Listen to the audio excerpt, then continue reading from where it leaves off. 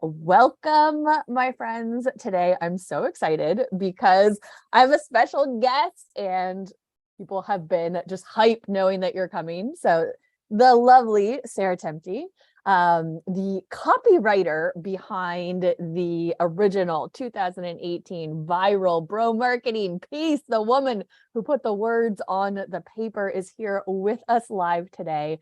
I'm so excited that you are joining us, Sarah. Welcome.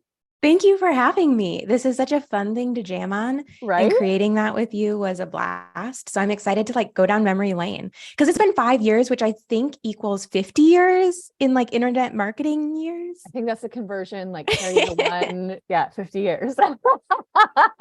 Amazing. We've got Brian here. We've got Justin here with us today. We have Brave by Design. Brave by Design, give us your name so that I know exactly who it is. We got Raymar, a bunch of people so excited to join us. So why don't you actually, for anyone who's unfamiliar with you, just give us a little, who is the woman on the screen? I'm going to pass it over to you. Yeah, of course. So I'm Sarah Temte. I'm based in Nashville. I spent years as a copywriter behind some of the biggest names and brands and launches in the internet marketing space, and have transitioned for the last 2 or 3 years. I now co-run Wake Up to Freedom with my business partners, Justin and Michelle, and we help internet businesses do things more simply. We've got a bunch of templates for marketing. We teach people how to run mini workshops and bring in clients that way instead of sales calls. And I just get to do still lots of word writing, just in a little bit of a different way. Isn't it so crazy that we do this for a living? Like we just get to create on the interwebs. We get to say things, we get to write things, we get to make beautiful, lasting assets, right? Like I've talked yesterday about the expiration date marketing that a lot of people use, where it's just like living one launch from broke. And the shift to a multi-page pre-sale site is all about doing asset-based marketing, creating things that can serve you for years to come. And you said 5 years ago is when we wrote this article. We just had somebody 2 days ago go through it, make a purchase. Like it's still working till this day. So why don't you share essentially how we came to know each other and come together to create this? It's funny. I was thinking back on this before this conversation, and I think our very first interaction, at least over DMs, was when I tried to get into the beta round of strategy. Totally. So version 1.0 or 0.0, I think it wasn't even a fully built No, I program was at that selling it point. from a Google Doc, but I was Yeah, writing the Google Doc as people were talking to me and telling me oh, I'd totally. like to learn this. I was like, well, let me get that down there. So Totally. So we went back and forth, and I kind of shared my vision for copywriting and how I was working with people. And at that point, I was thinking maybe I would skill stack and learn Facebook ads so that I could run Facebook ads for my clients as well. And you were like, don't do that. You're fine. Just stick with copywriting. And you literally told me not to buy the program. yeah. And so we kind of had a fun conversation back and forth and kept chatting. And then I think it was 5 or 6 months later, you had a contractor fall through at the last minute who was going to do some writing for you. So I think you were scrambling for a launch, and my name came into your mind for whatever reason. And you reached out and you said, do you have any space to do a last minute project for me? And so that was the first time that we worked together. I want to say that was the beginning of 2017. I think so, somewhere around there. Because we worked for a year maybe before we had the big project. Yeah. So I think I wrote, over the course of a year or 18 months, I wrote one of the early strategy sales pages, the more traditional. It was not a multi-page pre-sale site. It was very much the standard internet marketing landing page. I wrote a couple email sequences for you. A blog post, I think there was in there. Yeah, we had lots of stuff going on. And then September 2018, we started working on the pre-sale site. Yeah, well, I came to you, and this was shortly, I believe around the time or shortly after I had met my accountability buddy, to actually go through the program, because I stumbled across Andre years earlier. I was obsessed with his site, his methodology, like the framework in general. And once I had somebody else that was there holding me accountable to getting the work done, I was like, oh, I think we should do this for the business. I reached out to you and I was like, have you ever heard of a multi-page pre-sale site? And your response, if I recall correctly, was like, I'm obsessed. Yes. Yes, I was like, I had the course, I had gone through it. Yeah. I loved it so much that I literally had my assistant like copy it into a Google Doc so that I didn't have to like log in. I love text-based courses for that. So I literally still to this day, I have this giant Google Doc that's like SOI Google Doc complete course. And it's all just in there. So it's so easy for me to search through for stuff. Yeah. And I had been in autoresponder madness and just loved the way that Andre thought about things and taught. And so I was like, yes, sign me up. I've been looking for like a client that wants to do this. It was perfect. Oh my gosh, I'm going to try and find a photo of our time together. I shared this on the broadcast yesterday. So for anyone who didn't join us, let me pull this bad boy up.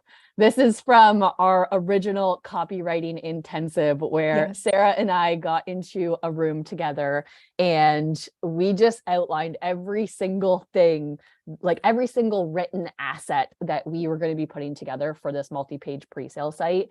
And we were on fire this day. We're like, what can it be? Like outlining things like, what's the big idea? What are the beliefs that we're trying to shift? So I know a lot of people have questions like around the actual development of something like this, because conceptually it's easy to understand. Well, it's easier to wrap your head around the moving parts of what needs to be included in each of the pages. But then once you go to actually break down your thought leadership, your intellectual property, your ideas into the actual words that go onto these pages, I know that's where a lot of people just, it breaks down for them. So do you want to share first your thought process around it? And then maybe we'll dive into a little bit about our collaborative process and what worked for us. And then everyone, if you have questions as we're going through this, pop them in the chat and I will queue them up for us as we go through this, because the pre-questions that I've been getting is all about like, Bond, how the heck do you actually write this thing? Yeah. So I think what really helped is when we got into that Airbnb in Minneapolis and spent the day together, we weren't going in cold. So like number one, we both had been marinating in sphere of influence land for a little while. So we understood like the concepts. And then you were so clear on strategy, the offer. So the actual like offer itself, but also your bigger thoughts about its place in the marketplace, where your audience was at, where the industry as a whole was at, that you had a really clear thought process going in. And I had a really clean grasp of your voice already. And the offer, we'd been working together. So I think we were able to hit the ground running like from that place. And I honestly like, sphere of influence, one of the things I love about it is I am such a creative. So I like write very intuitively. I love the psychological side of things. I usually drafts kind of just come out of me. I'm writing by hand. Like I'll be on a walk and a headline will just like drop in the shower. So, yes, like all of the places.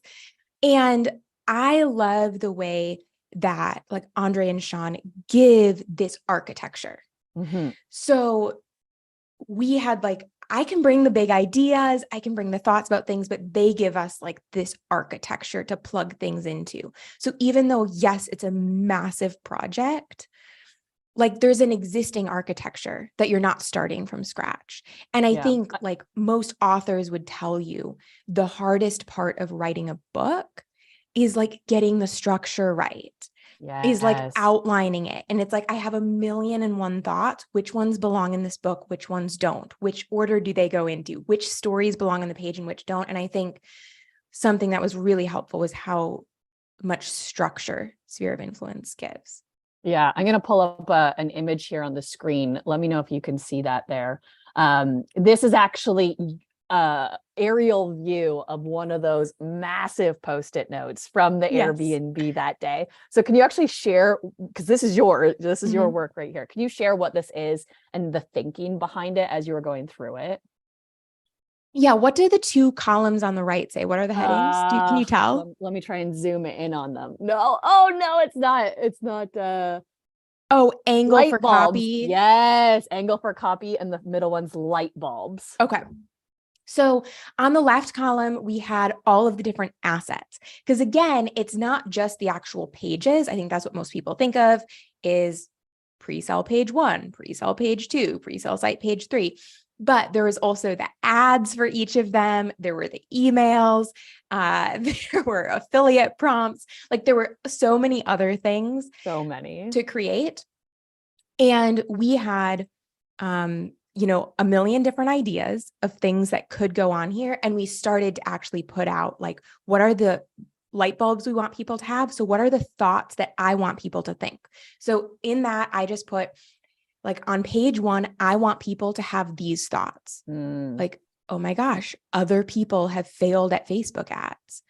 I'm not the only one who feels like broken. It's not just me that has spent money on programs and Facebook ads that didn't work.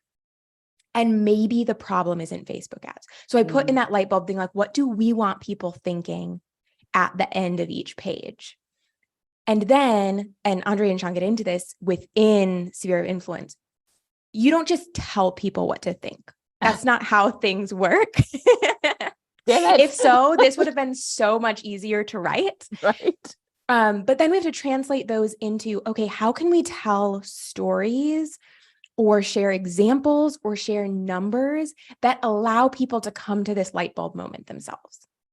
So if we want people to think, I'm not the only one who's struggled with Facebook ads or who's lost money on Facebook ads, what is a copy piece that we could bring in that gets people to arrive at that thought? And so I was just like picking your brain for stories, examples, every single conversation you've ever had with a client to find these stories. And I think the one we ended up going with was you in a room asking people to like raise their hand if I had they've the run video of Facebook it. ads. Yeah, I was just on stage literally the month Yes, or the week before that we went live. And I was like, oh, this is the moment. totally. And then you ask them to like, I can't remember if it was sit down if they've lost money or stay standing if you're successful, something like that. But it was this very visual communal experience of like, oh shit, we've done the thing, but we haven't cracked the code. Yeah. And so that's like a microcosm of how this whole process worked, was like, let's figure out what we need people to think at each stage of the process, what we need them to believe, and what we need to come to mind, what we need them to agree to, what we need them to realize. And then let's come up with the stories, the examples, the reframes, that might bring them to that conclusion naturally. Yeah. I just found this on the drive. I'm going to pull it up. It is a Google Doc that I brought beforehand. Yeah. So the 2 months leading up to it, I was talking about this yesterday in terms of the timeline, was me, or 3 months before we had our copywriting intensive, was me like going through and answering all those questions, like making notes, making drafts. This is the digital version, but I had notebooks upon notebooks of it. And this was my draft of what they needed to believe at each stage. And of course, the objective is to make them understand that the offer could lead to their transformation, right? Like they need to believe that they should buy the program. That's the intent of all of this at the end. And then I worked on 2 drafts before I brought this to you. And the big idea I thought was page 1, which didn't end up coming into, I think it was page 2 or 3. The bro marketing idea got introduced. So this first draft at my chain of beliefs was very rough, and it took multiple iterations to get clear, because it felt like it almost was too much Like the ideas were so big that we had to go through, like you said, that process of whittling it down, deciding what's going to stay, kill the darlings, as they say, of the other stuff, to find the essence of like those big ideas. Because as a copywriter, like, big ideas are so hard to work with. I don't know how to explain it, but like a lot of us write a lot of filler, and finding like the succinct intellectual property within it. Like, do you have thoughts around that? Yes, it is true. And I have found that with writing any long form copy, I'm 90% of the time going to write twice as many words as what end up like on the final page. Because like, I think there's such a clear connection. I'm certainly not the first person to say this. This is not original to me, of like clear thinking creates clear writing. And a lot of times, like, we start with a big idea, but it's like a little fuzzy. And as we get clearer on our thinking, it's easier to distill it into like that snappy headline or the snappy story or the open loop transition at the bottom of page 2 that gets people into page 3. When you're starting out, there's still like a lot of clutter, or it's taking me 5 paragraphs to explain something that we need to find a way to explain in 1 paragraph. Yeah. So I think in some ways it's inevitable, but I think it is important to understand that that's a normal part of the process. Is like things start a little fluffy and bloated and convoluted, and then it's like that whittling down process, because you're balancing this very conceptual thing of the chain of beliefs. It's very like psychological and esoteric, but you also like need to follow basic writing convention of holding attention on the internet, which is like, if someone's not interested in the headline, they're not reading sentence 1. If someone's not reading sentence 1, they're never going to get to sentence 2. And in the bigger perspective, if someone doesn't get through Presell site page 1, they're never getting to the big idea in page 2. Right? Or page 6, the button that we need them to click to request an invite to the program at the end of it. I've learned over the last few years this concept in video editing, where you constantly, I'm not as good at it as my video editor is, but where you're constantly changing the frame to like draw that attention back in. And so there's different mechanisms in writing where you're building that tension to get them, like, to pull them towards the next line. And for myself, I don't know if it's different for you, the only way that I have found out how to do that is just put pen to paper over and over again and practice and fail and try it and suck and, go through copious notebook after copious notebook, notepads. Like, I'm going to actually try and pull up another image of the final like stack of all of my edited drafts of strategy to show you, everyone who's here with us today, like the process that I went through to start getting that refinement. Yeah, it's huge. I think like for me, my background is in fiction. Like, I've got a master's degree in fiction, and that was so helpful. I actually think when people ask like, well, what copywriting course should I take or whatever, I actually think like storytelling is so powerful, because you're learning how to hold people's attention when there's no payoff beyond the story itself. So like online, if you have a business, you actually have a huge advantage because there's a payoff for people reading your words. Like, your words could change someone's life or help them solve a problem they've been struggling with. And so you actually have a huge advantage that there's a reason for someone to keep reading what you're saying. Whereas in like fiction or stories, like the payoff is very much more like emotional and subtle. So yeah. So does, for everyone who's watching, hopefully that gives a little bit of clarity around how we started to figure out the chain of beliefs for this piece. Like, you saw the research that I did beforehand. You saw then the points in that Google Doc that I brought to Sarah during our copywriting intensive. You saw a glimpse into first us outline that structure of Post-it notes on the window, and then Sarah take that and put that onto the big Post-it with the 3 columns with the big idea. And what was it? The angles for copy was the second column. Yeah. And then you took that and went off into your writing process? Like, what does your writing process in general look like for a multi-page pre-sale site or just anything that you're working on for the business? So this gave me a great starting point because we had the ideas outlined, we had the stories, I'd gotten all of the different examples and ideas from you. And so what it looked like for me was getting an ugly draft out first.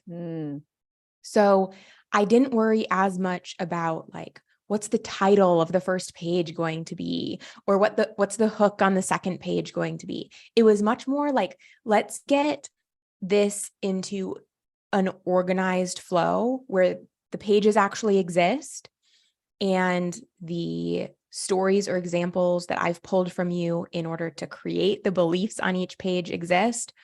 And let's get this out. So then I wrote, a gazillion words, got all of those out. And then when you're working with something this big, I find purely working on a computer is really challenging. I mean, you all already saw how much we were relying on like analog stuff, but I lived in an apartment building at the time that had like a free printer on the first floor. And so I would just like go down with my stack of paper, like print everything out. And I'd put like page 1, page 2, page 3, and I'd read through them.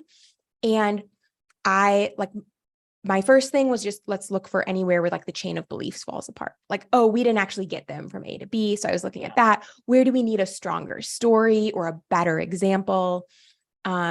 Where are things taking way too long to explain? Like, oh my God, Sarah, you spent a whole page on this and it's still not clear. That sort of stuff. Then I'd go back onto my computer, edit all of those pieces, print off the next version. And then as it got closer and closer, I would start highlighting different things. In the beginning, I'm looking for things like this explanation isn't clear, or this story is actually not that interesting when we get into the page, or this would kind of put off too good to be true bells. We need like a more realistic testimonial or a little bit more context. So I was looking for stuff like that. As we got it ironed out, then I was looking for stuff like, where do I get bored? I once like did a whole thing of that. I was like, I'm reading this out loud. I'm very close to this. I've written all of this. I'm seeing this a lot. Does it even hold my attention? So then I would just like highlight sections where I'm like, I want to go look at Instagram to try to like find where we needed to move faster. And then I think like the final round of edits was more so really focusing on like the first sentence and the last sentence of each page, or like the first paragraph and the last paragraph of like, how are we drawing people in? And sometimes that would have domino effects and there'd be some edits needed on the page itself. Yeah. But that's like a high level view of what it looked like. I just pulled this up because we're talking about the editing process. So this stack of paper, which is probably like 3 printer reams, like everything's double-sided because I was trying to like save it. I'm the same. Like I love printing off things and going into the analog. Like this is the same process that I use. This is actually for the program itself. Like all of the lessons and videos have been scripted and teleprompted. Like every single line that's in there is very intentional, but that's like, this process to me is one of my favorite, like the creative process of printing it out, going analog, reading through it. It was such a gift to get each of the versions. And I think I only edited it once and handed it back to you. And then you're like, here's perfection. And I was like, wow, thank you. So that's a huge testament to you and your skill set that you have cultivated through doing this process over and over again, right? Like I never want to make it sound like it was something that you were just born with and you're so gifted. It's like, no, you worked for this. Like you have put in your reps to be able to go through this process, create it. Like you've put the pen to paper and fingers to keyboard so many times. And it's just such a pleasure to hear that creative process. I'm so glad you mentioned that, because I actually think that's one of the most beautiful things about this method is it like requires a love of the process. And that's such an advantage in an age where everyone wants like the quick ticket, the fast thing, the funnel hacking. It's like, it means that sphere of influence isn't even appealing to 95% of people. Because Right? as soon as you get like 1 inch in, you're like, this is too hard. This is too much work. I can't just delegate this in a day. I can't have this up by the end of the week. And that's like the promise that we all want. Yeah. But it means that you have such a competitive edge if you are willing to like get in the trenches and do the creative work of creating, back to the very beginning of this conversation, a digital asset. Yes. Like, yes, it is easier to just do an Instagram story, and those things have their place in marketing and you can sell from those. Absolutely. But there's something so powerful about this deliverable, this medium, because it requires so much depth. Yeah. We have a comment here. Like, it does seem like a lot of work, but it's also like designed for those committed to the journey. It's designed for those people that want to use it as their little like sales force, right? It's one tool in the toolbox of marketing that we have. And going through this process with you, Sarah, was so beautiful because it allowed me, I'm an auditory sharer a lot of the times. It's easier for me to express my words the first time round in audio. So just having somebody sit on the other side of the screen and listen to me talk about it helped me to refine those ideas, to start to develop more of my thought leadership. Because like you said at the start, like I came with those stories, I came with those like client experiences, and you were the person that received that, like sat there and listened. And there was just like alchemy in that process of going through it, for me at least. There was. And I love hearing that. That's what it felt like for me. That's what I love about collaboration in general, is like bringing different skill sets to the table. And again, I think this speaks to why like sphere of influence is so powerful. It's that like it required you to have client experiences or to have thoughts about the industry that you were in, to have stories of your personal journey with Facebook ads, with bro marketing, with the way things were typically done. And so it's not something that you can like day one say, I'm an expert, I can create something, because this requires you to have like some depth in your area of expertise where like you have thoughts. And I remember like my first couple years as a copywriter, I didn't really have like overall thoughts about copywriting as an art form, as a strategy, as as the way it's used in marketing. And then after working with clients and going to copywriting events and reading copywriting books, I was like, oh, I disagree with that. Right. We're like, oh, that's not true. That's actually not how it works. I've done this with clients and those are not the results that we're seeing. And so it would have taken, if I had ever wanted to write one for like my own business or brand, it would have taken me having a couple years of like experience under my belt to the point for me to come out with like a thought leadership piece. So again, I think there's so many things about this that like, yes, it's a slog in a lot of ways, but it also like represents, I think, a competitive edge and a demonstration of like a body of work and a body of thought. Yes. We had both Natalie and Brigitte ask about like the thought process behind building the arguments. And so we showed that image with the columns of your thought process there. For me, I really resonate with being a generator in human design, where my strategy is to respond. So I am too. You are? Yep. Yeah. And so anytime I hear myself being like, I just want to like fight for like, wait a minute, that's not how that is. No, wait, what are you saying? That moment where I'm getting fired up, where I completely disagree with something being said, that's the nugget. That's the seed. That's the thing that I'll just whip out my journal and write whatever flows out of me. Even this morning, as I'm thinking about my next project of writing the book, I was watching a Seth Godin. I was like, what the heck's his last name? The glasses, Seth Godin, keynote from like some Nordic marketing conference in Finland. And Cool. some of, right? I was feeding, nap trap. Do you watch some weird things? So I was watching this. And as Seth was explaining something, that response mechanism fired off, and I had to stop the keynote. I didn't have my pad of paper, so I just got out my notepad on my phone, and I started just like stream of consciousness, putting down everything that it was bringing up, that it was relating to, that it was making me think, that it was making me remember, so that it was all brain dumped into one spot, so that I could put it on paper, so that I could print it out. I like to like cut my pages when I print them out, so I can like group them together and be like, oh, that's an idea that belongs over here. Yes. Right? Like that's an idea for over here. Like it's a very physical process for me. So hopefully Natalie, that like shares some more of our process about how you break up the arguments, like how you even find them in the first place. I'm happy to speak to that too. Please. For me, when it comes to like chains of belief and structuring the logic, I think it's tempting to get too complicated first. And starting with really like on the nose, obvious statements is, in my experience, the easiest way to get to the logic breakdown. So you start from the reverse. You start with the like closest to the sale belief and work backwards.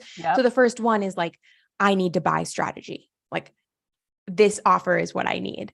Everyone just like put your number one right now. Like, what is your, they need to believe that they need to buy, enter the name of your offer. Okay. Yes. We have one chain of belief ready. Totally. Number two is almost always, this method or this person is the only or best path to get this result. That's almost always number two. But then working backwards from that, I almost like to imagine there's a few different ways you can go about this. You can imagine like the most devil's advocate person in your life, ideally someone who's also in your target market, who's like, but what about this? Or like, this won't work for me if, or okay, but other people are saying to do this other thing. Like, just imagine this like beloved argumentative person in your life, just kind of like pushing back. And that can be helpful to be like, oh, that's, the objection or the myth that people are currently believing. Another thing to think through is coming at it almost from like a really empathetic place, either for your past self, if your past self represents your ideal client, like if you're doing something that your past self needed, or for one of your current clients, and kind of imagine them in like their life, how it looks right now, and imagine them feeling like really discouraged or really stuck around this topic. And in fact, they're so discouraged and stuck that you just saying, oh, buy my program, they don't have enough hope for that. Like that's too big of a leap. Yeah. They're too discouraged, too let down, too frustrated, too stuck. So like, what's the first little bit of hope that you could give them? And the first little bit of hope might be like, it doesn't always have to be this way, or other people have been in this situation and gotten out, or your only option isn't this traditional thing that you think is the only option. And then just imagine like having this really compassionate conversation with them of like slowly just feeding them like little breadcrumbs of hope to get them like closer and closer to seeing your offer as the best solution for where they're at. I usually find there's like two different types of personalities, and either the empathetic thing gets your mind going, or the like devil's advocate person gets your mind spinning. Macy just said being provocative is a big part of the process. Yeah, definitely resonate with that. Okay, we can end the live stream right there. Sarah just gave us all the gold. Everyone just close the computer and let's go write our multi-page pre-sale sites, because that itself that explanation of the chain of beliefs was a master class. So poof, we're done. Perfect. We're done, everyone. Wrapping up early. Wrapping it up early. So I wrote down the first thing that you said. Like the first chain of belief is basically always like, you need to buy whatever the name of your offer is. Yeah. The second one, I didn't write it as beautifully as you said it. Can you remind me? You need to believe like this framework or this person is what? Yeah. So it's like this person or this method is the only or best path to get this desired result. Okay. To get this desired result. Friends, I'm just writing your chain of beliefs here for you. We got 2. Amazing. So good. And then everyone, for the replay, it's the same link here. So definitely come back to this as you're thinking about it. Listen to Sarah as she goes through those, as you're discovering your own chain of beliefs, because it's going to take time, right? Like, even though Yes. it was so succinctly and beautifully put right here, you might need to sit with that for a week. You might need to come at it from different angles each time. Yeah. And give yourself permission to like take your copywriting or marketing hat off for the chain of beliefs. Because the way that you word things in the chain of beliefs and the chain of beliefs themselves aren't the copy. Like they're the underlying idea, or they're almost, it's not even the underlying idea. They're like the prompts that tell you what each page needs to bring people to. And so it doesn't need to be like this compelling marketery phrase. It really is just like, what does someone need to believe in order to buy my offer? And again, I think a lot of times it's kind of simpler than we think that it is. Yeah. You know, like for yours, some of them were literally like, Facebook ads work. Yeah. I'll read some of mine. Because if someone doesn't believe that Facebook ads work, why would they ever buy a Facebook ads program? Right. So for most of you, like that's going to show up in some way in your chain of beliefs, is like your overall topic or method works. Like the area of your work works. Sometimes then people will have objections or friction or hesitation around that. Like, okay, maybe I believe that ads work, or maybe I believe that counting macros works, but I believe that it has to be complicated, or I believe that I have to do it in a way that doesn't align with my values, or I believe that it has to take tons and tons of time. So they're usually very like human, simple things that make up this chain of beliefs. So good. I'm going to read a few of mine that were just from my like initial, write it down on the page. Don't think very hard about it. So what does your prospect need to believe in order for them to take the actions that you need them to take to buy? Mine were that Facebook ads are simple when you have a decision-making process, that buying the strategy system is better than hiring an ads manager, that completing the program is time well spent, that the ROI will be worth it. That's a very vague statement, but then it starts to guide, how can we prove that the ROI will be worth it? Like, where does the story, where does the testimonials, where does the client proof come in that makes that statement true? That they can win in today's paid traffic landscape, that it's bro marketing that's dying, not the mechanisms, that it's more important to focus on setting up the systems instead of continuing with the shiny object syndrome, that I'm an authority on the subject, that they're not special snowflakes, and that this will work for you too. You guys know that I love you. I don't think that you're special snowflakes, but the people that might have stumbled across it on the interwebs could have that belief. I have the only business that Facebook ads doesn't work for. Yes, exactly. And then the last one was that it's time to reclaim their power around the topic, because a lot of people abdicate it, saying like, I'm not good at math. It's Power Editor's too complicated, right? So like the algorithm. The algorithm. That's such a classic one. So that was just like my initial brain dump, again, that I put on paper, and I could probably write 50 more now that 5 years have passed and I've thought it through different lenses. Yes. It's usually like, what are the reasons people aren't buying right now? So if you're doing sales calls, if you're messaging with people, if people are asking questions on your webinar or on your social media posts, those are going to give you some hints of like, oh, they're not buying because they think it doesn't work in their niche, or they think they're, not in the right demographic or scenario to make the most of this. Yeah. If anyone records some of their sales calls, records any of their discovery calls, that would be a great place to even go back and watch, right? You're going to hear people say these things to you. Just take notes on the words that come out of their mouth during that process. Amazing. Any final thoughts on messaging or chain of beliefs? I think I've said it all. Yeah. I said we could have stopped the live stream like 3 minutes ago. So we have definitely covered it.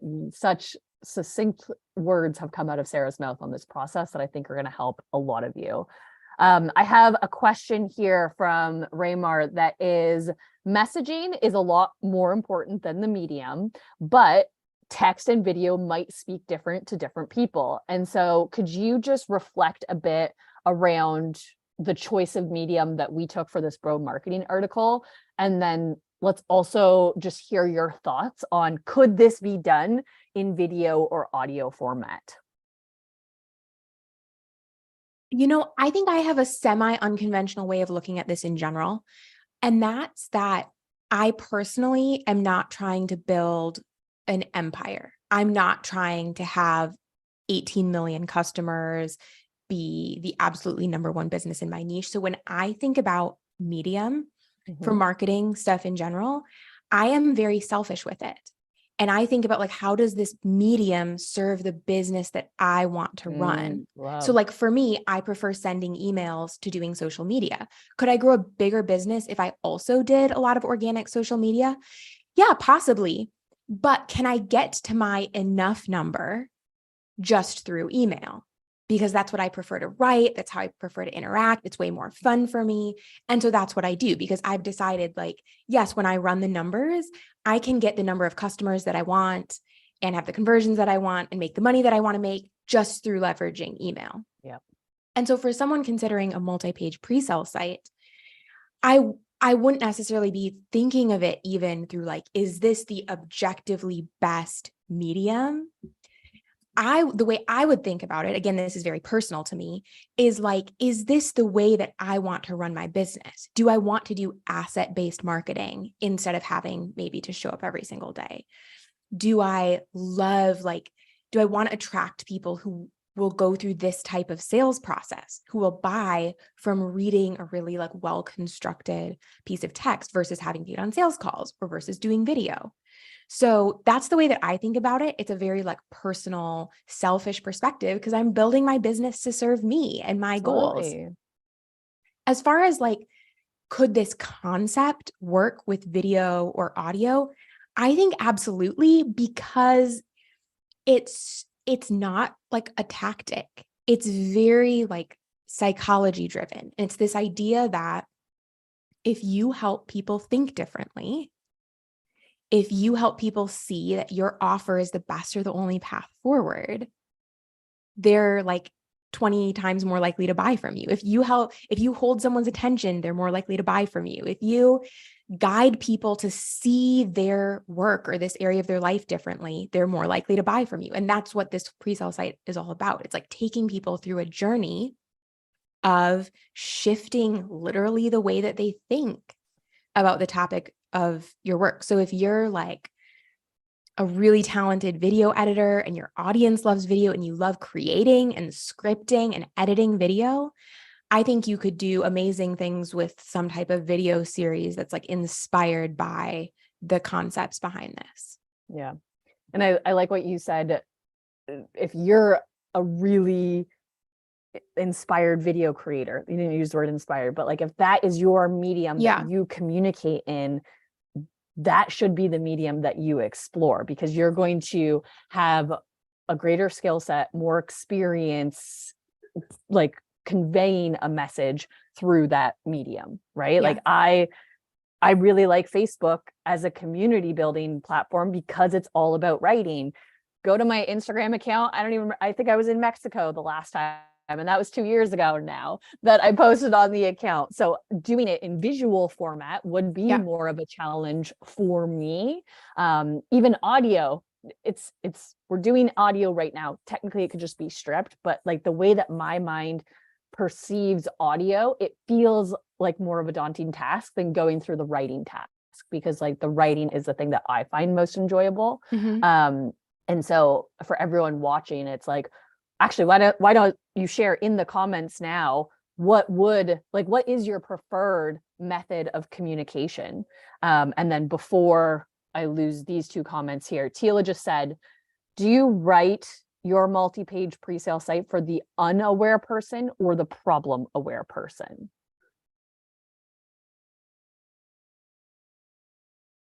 I guess I think it kind of depends. I think you could actually do it for both. Mm-hmm. You could do it for someone.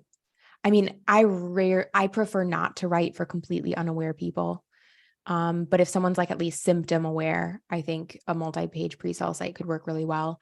And that's kind of where we went with this one, is people were very symptom aware. Yes. But didn't necessarily understand like the actual problem. Yeah. I think we actually used the word symptom somewhere in there. Yeah. So yeah, because they're aware, like they're like, okay, I've spent money on these things and it isn't working. I'm seeing these flashy numbers. Why isn't that working for me? Yeah. But yeah, people didn't necessarily have an understanding of stuff beyond that. Yeah. We had Andrea ask a question here. How can I make this process easier by getting help from ChatGPT? I don't mean it writing the whole thing, but more help with prompts to help me with writing and constructing the thing together. I will share personal opinion. So this is not for anyone else other than myself, unless you feel compelled to take it. I actually have not experimented with ChatGPT. I'm in my boomer phase. No. But I found the actual program and the process of going through essentially codifying intellectual property so gratifying that I didn't want to outsource that. So I actually don't have any insight on how you could interact with ChatGPT to create those prompts. So full disclosure, that's the point of view that I come from. Do you have any other point of view on that, Sarah? I'm in a pretty similar place in that I haven't used ChatGPT for anything similar to this. I can imagine if you are someone that appreciates dialogue and you like kind of a back and forth, and maybe you don't have a copywriter that you're working with or a business partner, I can see having some type of back and forth with ChatGPT being helpful, of like even feeding in, here's my offer and all the details. What would someone need to believe in order to buy this? Yeah. Or feeding in some of the like long pages and saying like, that you've written and saying like, how would you make this shorter? Yes. I can see it being helpful for that sort of thing. But again, I haven't used it for any project like this, so I don't really have any like proven recommendations. Yeah. I was in Andre and Sean's mastermind this past year, and one of the things, I believe it was Andre that said that he's experimenting with is serving up the piece of writing and then asking ChatGPT to summarize it back to you, so that once you get the summary back, you can see if it almost matches up to those light bulb moments that we discussed on the page earlier. So like that, like how clear is it? Yeah. Yeah. So I like that. Using it almost as an editor, or helping to kind of reframe it, say like, write this, but make it more funny, make it more punchy, like just trying experimenting with different voices. Again, I find my brand voice comes through the writing process, and refining it over time. So if I asked ChatGPT to change it to something funnier, like I wouldn't then know how to write that for all of my other work, if that makes sense. Yeah, Andrea said Andre is using it more, or majorly more recently. Yeah, both him and Sean are experimenting. Sean's a little bit more resistant to it. Andre's definitely going all in with it. Okay, any other questions before we wrap up? Let me just double check the list of pre-submitted questions. Thank you to everyone who asked. Here's a quick one from Yas. What made you choose this CTA, request an invite, versus other potential ones, straight to the offer, like regular opt-in, etc.? I actually don't remember. I don't either. I was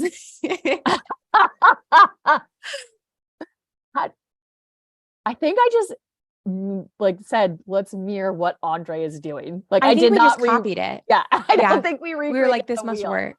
Yeah.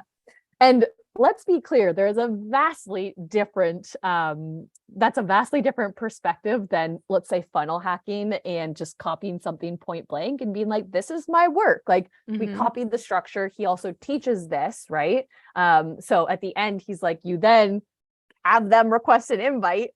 So we're like, Yeah. cool, that's what you do. You just have them request an invite.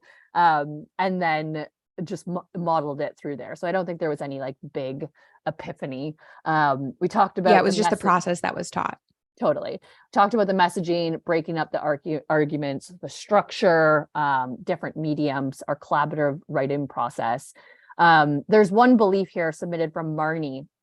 She says her audience is classroom elementary teachers, but this could really be any audience. She doesn't know if they have the interest or time or patience for a long read. And she goes, I know marketers will just say if my message is good enough, they will find the time. But that's a belief that she has. And she's wondering if anyone has actually seen this multi-page experience work with an audience that she perceives not having the interest, time, or patience. Do you have any thoughts on that? I haven't seen one specifically for elementary teachers. Yeah. So I can't speak to that. What I will say is I find that teachers are like an exceptionally passionate and invested demographic that I actually think something like this could work really well for. Like they tend to care a lot about what they do, about wanting to do really well at what they do. So I'm not entirely sure what your offer is, but I don't see this necessarily being a downside. You can check the comments of this Bro Marketing article, and you'll see plenty of people saying business owners won't read this. This is way too long. This doesn't work. And 5 years, we're still going strong. So, there's going to be people that it eliminates. There's going to be individuals that it eliminates who are like, I'm busy, I'm tired, I'm not going to read the whole thing. But I find that if your offer is in alignment with the medium, meaning like you want to attract people who are like thinking deeply about this, really want to see some sort of change or transformation, want to understand this, are committed enough. Like if that's the type of person you're wanting to attract, which I think is actually really important for like courses and programs. Yeah. For example, because like talk to any coach and they'll say like one of the biggest struggles in their business is like getting people results or having clients that stick with payments, that stick with showing up. And so I think actually having some friction in the sales process is not necessarily a negative. No, not at all. Okay. This is amazing. Thank you so much for stopping by. The comments people are resonating with this so deeply. I know people are going to come back and reference this as they go through and write their own. We had a question. Is this a loaded question from Tila? How do we hire Sarah? It's not loaded at all. You can't. Very simple. I'm sorry. I like we knew this was going to happen. Totally. I'm not for hire at the moment. So I'm in full business owner mode. So then what is your advice for finding a Sarah?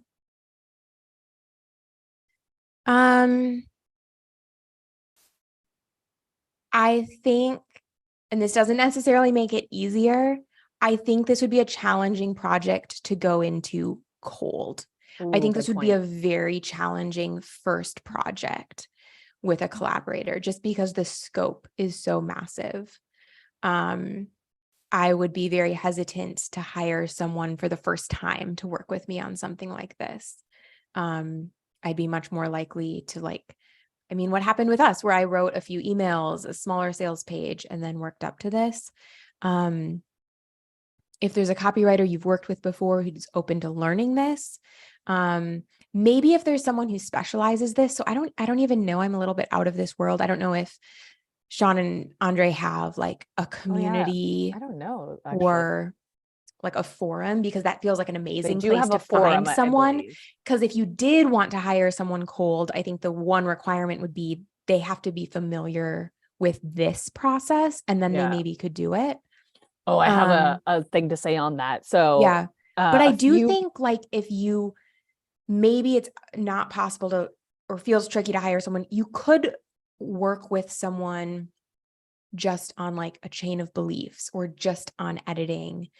You could bring someone in maybe for parts of the process to make it easier for the actual creation for you. Yeah. There was somebody that shortly after this bro marketing article went live, they tried to write one, a friend of mine, and she sent it to me and she's like, Bond, I wrote my multi-page pre-sale site. I'm so excited. Can you like share the link to it? And I started reading page 1 and I was bored to tears on page 1. And like, just nothing was in flow. Nothing was structured correctly. And she'd worked with the copywriter and I knew the copywriter. So I reached out to the copywriter and I was like, oh, like, are you obsessed with sphere of influence? Like as much as I am? She's like, actually, I never bought the program. And I was like, I can tell. I can so tell. But there was like not an understanding of what was happening from that psychological standpoint on the back end of it. So fascinating. I think the other thing that worked for me, because I'll add the perspective. Yeah, that would be great. I, hired the copywriter, I would add the same thing. I wouldn't work with somebody cold on it. I do have that relationship. Like we did have that relationship built in. So there was also a level of trust and understanding. I feel like it would be so challenging to like cold hand it off and be like, hi, you don't know anything about me here, like codify everything that I'm about. Yeah. And so for me, having the accountability buddy beforehand, where we were going through our chain of beliefs, where we were defining and doing the customer research, like that was a valuable process so that at least I could tighten up the scope and be like, here's what I think it is. Right? If you don't go through that process yourself, copywriters are a resource, but it's like, what part of it are you actually going to hand off? The tighter that you could make that scope for them, maybe the more success that you'd have passing it off. And so we've got a little bit of chat in the comments here of Macy helping to share her process, because it looks like she specializes in the multi-page pre-sale sites. Oh, cool. We have Patricia actually said she tried to subscribe to your newsletter, Sarah, but she doesn't think she's on the wrong, she might be on the wrong website. So can you let them know where they would find you and get into your world? Yeah, if you go to wakeuptofreedom.com or miniworkshopmagic.com, that's the best place to connect with me these days. So yeah, I think my old website is technically still live, but it's not active. Perfect. We have said, thanks for this session. You got me pumped to get back to multi-page pre-site style for this new project coming through. So thank you, Sarah, for all of your insight. I know I'm going to watch it back as I start to consider my next writing project and be like, what did this genius say about writing again? This was a fun trip down memory lane. This was such a special project. And I want to see everyone's multi-page pre-sale sites live. So hopefully there's going to be a way to do that. Because there is a 20-second delay, I believe. So hands up in the comments if you're here with us live or catching the replay. Give me a commitment that you are going to start writing your multi-page pre-sale site, get into the process that I know a lot of you have been putting off. You've been telling me, Tila, I'm looking at you. You've been telling me for now years that it's something that you want to do. So if you're now fired up, if you have a little bit more clarity on how to get started, if you're thinking of joining Sphere of Influence when the doors open Friday morning this week, and they're going to be closing on Sunday night specifically for this community. I hounded these men for so long because of how this asset just impacted my life and business. I was like, you guys are crazy to have these doors closed. People need to hear about this work. People need to know how to bring better prospects into their world and just create an asset that really creates a legacy for their business. So we've got some hands up. People are going to commit to this process. So thank you for inspiring that action today, Sarah. Yeah, happy to be here. All right, guys. If you are coming to our next session, we are going to be jumping into the back end and the tech of all of this with Mike Heiser, the conversion optimization specialist who's worked with names like Amy Porterfield and Melanie and Devin Duncan and Todd Herman and Traffic and Funnels over the year. We are going to have that session this Friday at 10:45 a.m. Eastern. It's a little bit earlier for our Pacific folks at 7:45 a.m. Pacific. And then I am off to Las Vegas this weekend. And on Monday, we have a special live Q&A with our surprise guest, who is probably going to be revealed tomorrow. And that one happens there at 2 p.m. Eastern. So thank you, everyone, for joining us. It's been so special. And thank you, Sarah, again, for your time for this amazing community. Bye, guys. We'll see you on the next one.